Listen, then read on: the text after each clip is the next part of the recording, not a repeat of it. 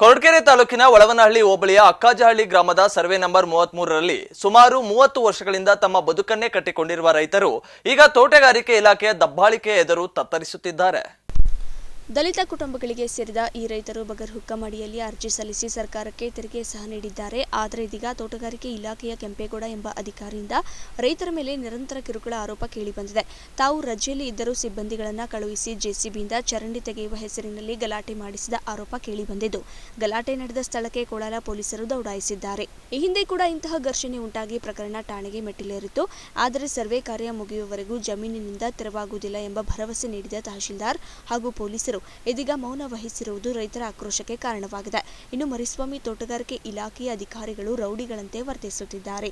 ಜಮೀನು ನಮ್ಮದು ಎಂಬುದಕ್ಕೆ ಯಾವುದೇ ಸೂಕ್ತ ದಾಖಲೆ ಇಲ್ಲದೆ ಒತ್ತಡ ತರುತ್ತಿದ್ದಾರೆ ಎಂದು ರೈತರು ಗುಡುಗಿದ್ದಾರೆ.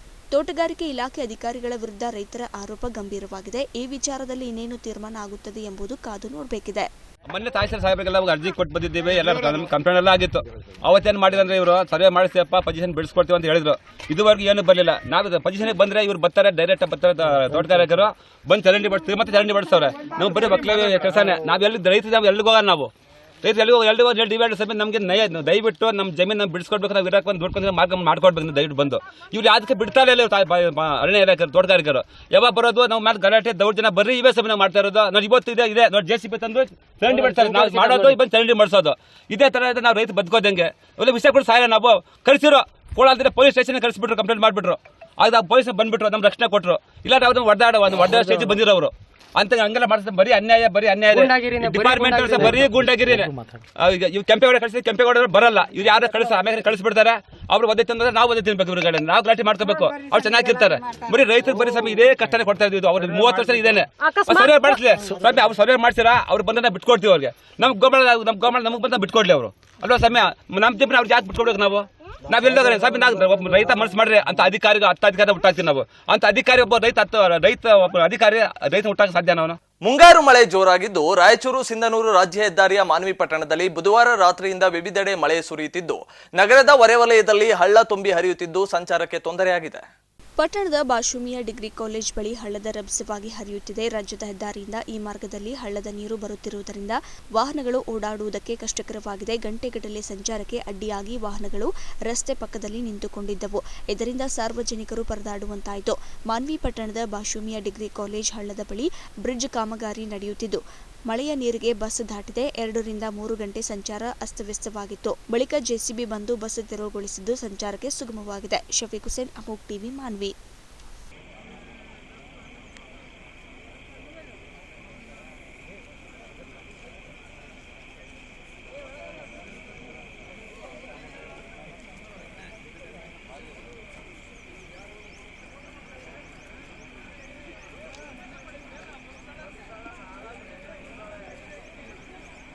ಭಾರತದ ಪ್ರಸ್ತುತ ಪರಿಸ್ಥಿತಿ ಮತ್ತು ನಮ್ಮ ಜವಾಬ್ದಾರಿ ಕುರಿತು ಸಾರ್ವಜನಿಕ ಕಾರ್ಯಕ್ರಮ ಜೂನ್ 14ರಂದು ರಾಯಚೂರು ನಗರದ ವಾಲ್ಕಟ್ ಸಂಜೆ 8:30ಕ್ಕೆ ನಡೆಯಲಿದೆ ಎಂದು ಕಾಂಗ್ರೆಸ್ ಮುಖಂಡ ಖಾಲಿದ್ ಖಾದ್ರಿ ತಿಳಿಸಿದ್ದಾರೆ. ರಾಯಚೂರು ಜಿಲ್ಲೆಯ ಮಾನ್ವಿ ಪಟ್ಟಣದ ಪ್ರವಾಸಿ ಮಂದಿರದಲ್ಲಿ ಸುದ್ದಿಗೋಷ್ಠಿಯಲ್ಲಿ ಮಾತನಾಡಿ, ಅಂದು ನಡೆಯುವ ಕಾರ್ಯಕ್ರಮದಲ್ಲಿ ಸಚಿವರು ಹಾಗೂ ಶಾಸಕರು ಭಾಗವಹಿಸಲಿದ್ದು, ಹಾಗೆಯೇ ವಕ್ಫ್ ಬೋರ್ಡ್ ರಾಜ್ಯಾಧ್ಯಕ್ಷ ಡಾಕ್ಟರ್ ಸೈಯದ್ ಶಾ ಅಲಿ ಅಲ್ಲಾ ಹುಸೇನ್ ಸಾಬ್ ಅವರನ್ನು ಅದ್ದೂರಿಯಾಗಿ ಸನ್ಮಾನಿಸಲಾಗುವುದು ಎಂದರು. ಇನ್ನು ಜೂನ್ 14ರಂದು ಮುಸ್ಲಿಂ ಸಮಾಜದವರು ಸೇರಿ ಸುಮಾರು 15,000ಕ್ಕೂ ಅಧಿಕ ಸಂಖ್ಯೆಯಲ್ಲಿ ಭಾಗವಹಿಸಲಿದ್ದಾರೆ. ಹೀಗಾಗಿ ಅಂದು ನಡೆಯುವ ಕಾರ್ಯಕ್ರಮಕ್ಕೆ ಹೈದರಾಬಾದ್, ಕರ್ನಾಟಕ ಭಾಗದ ಜಿಲ್ಲೆಯವರು ಭಾಗವಹಿಸಲಿದ್ದಾರೆ ಎಂದರು.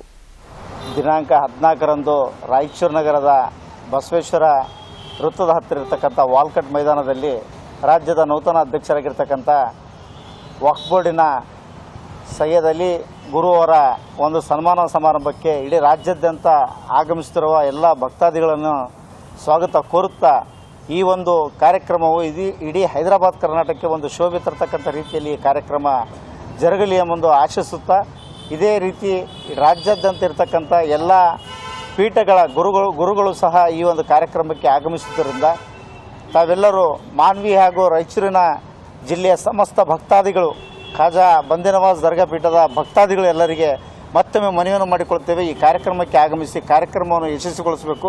ಈ ಕಾರ್ಯಕ್ರಮವನ್ನು ನೇತೃತ್ವವನ್ನು ವಹಿಸಿರ್ತಕ್ಕಂಥ ಸಹೋದರ ಆಗಿರ್ತಕ್ಕಂಥ ಸೈಯದ್ ಖಾಲಿದ್ ಗುರು ಅವರ ನೇತೃತ್ವದಲ್ಲಿ ನಡೀತಕ್ಕಂಥ ಈ ಕಾರ್ಯಕ್ರಮಕ್ಕೆ ಅತ್ಯುತ್ತಮವಾದ ಬೆಂಬಲವನ್ನು ಕೊಟ್ಟು ಕಾರ್ಯಕ್ರಮವನ್ನು ನಾವು ಯಶಸ್ವಿಗೊಳಿಸಿ ನಮ್ಮ ಹೈದರಾಬಾದ್ ಕರ್ನಾಟಕದ ಹೆಮ್ಮೆಯನ್ನು ಮತ್ತೊಮ್ಮೆ ಸಾರೋಣ ಅಂತೇಳಿ ಎಲ್ಲರಲ್ಲಿ ಪ್ರಾರ್ಥಿಸುತ್ತೇನೆ. ನಮಸ್ಕಾರ.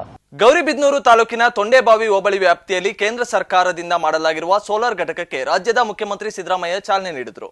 ಮುಖ್ಯಮಂತ್ರಿ ಸಿದ್ದರಾಮಯ್ಯ, ಇಂಧನ ಸಚಿವ ಕೆಜೆ ಜಾರ್ಜ್, ಜಿಲ್ಲಾ ಉಸ್ತುವಾರಿ ಸಚಿವ ಡಾಕ್ಟರ್ ಎಂಸಿ ಸುಧಾಕರ್ ಸೇರಿದಂತೆ ಇತರೆ ಗಣ್ಯರು ಮತ್ತು ಅಧಿಕಾರಿಗಳು ಪಿಎಂ ಕುಸುಮ್ ಯೋಜನೆಗೆ ಅಧಿಕೃತವಾಗಿ ಚಾಲನೆ ನೀಡಿದರು. ಬೇವಿಕಂ ವ್ಯವಸ್ಥಾಪಕ ನಿರ್ದೇಶಕರಾದ ಡಾಕ್ಟರ್ ಎನ್ ಶಿವಶಂಕರ್ ಹಾಗೂ ಇಂಧನ ಇಲಾಖೆಯ ಅಪರ ಮುಖ್ಯ ಕಾರ್ಯದರ್ಶಿ ಗೌರವ್ ಗುಪ್ತಾ ನೂತನ ಸೋಲಾರ್ ಘಟಕದ ಕಾರ್ಯವೈಖರಿಯ ಬಗ್ಗೆ ಮುಖ್ಯಮಂತ್ರಿಗಳಿಗೆ ವಿಶ್ಲೇಷಣೆ ಮಾಡಿದರು. ಇನ್ನು ಕಾರ್ಯಕ್ರಮದಲ್ಲಿ ಇಂಧನ ಸಚಿವ ಕೆಜೆ ಜಾರ್ಜ್, ಜಿಲ್ಲಾ ಉಸ್ತುವಾರಿ ಸಚಿವರಾದ ಡಾಕ್ಟರ್ ಎಂಸಿ ಸುಧಾಕರ್, ರಾಜಕೀಯ ಕಾರ್ಯದರ್ಶಿ ನಜೀರ್ ಅಹಮದ್, ಶಾಸಕರಾದ ಕೆಎಚ್ ಪುಟ್ಟಸ್ವಾಮಿಗೌಡ ಮತ್ತಿತರರು ಇದ್ದರು.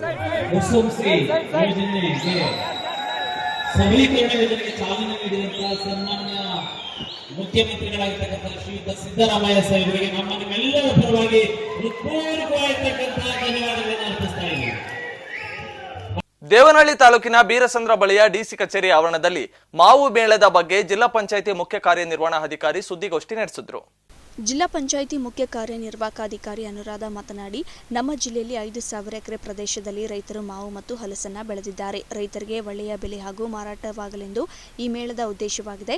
ಈ ಮೇಳದಲ್ಲಿ ರೈತರು 20 ಮಳಿಗೆಗಳನ್ನು ಹಾಕಿದ್ದು, ಬೇರೆ ಜಿಲ್ಲೆಗಳಿಂದಲೂ ರೈತರು ಮಾವು ಹಲಸನ್ನ ಮಾರಾಟಕ್ಕೆ ತರುತ್ತಾರೆ ಎಂದು ತಿಳಿಸಿದರು.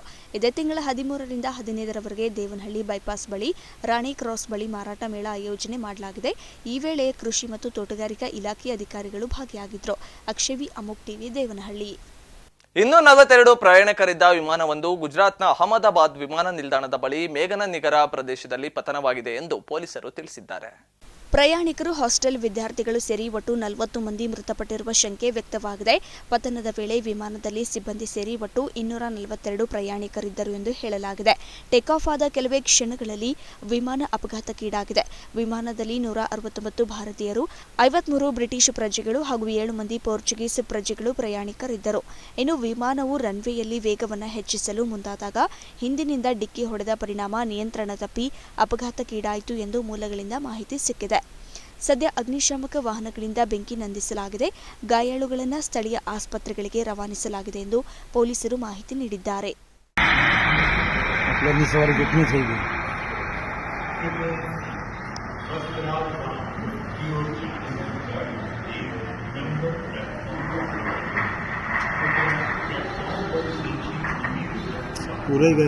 ಇದಿಷ್ಟು ಈವರೆಗಿನ ಪ್ರಮುಖ ಸುದ್ದಿಗಳು. ಸ್ಥಳೀಯ ಸುದ್ದಿ ನಿಖರ ಮಾಹಿತಿಗಾಗಿ ನೋಡ್ತಾ ಇರಿ ಅಮೋಕ್ ಟಿವಿ, ಎಂದೆಂದಿಗೂ ನಿಮ್ಮೊಂದಿಗೆ.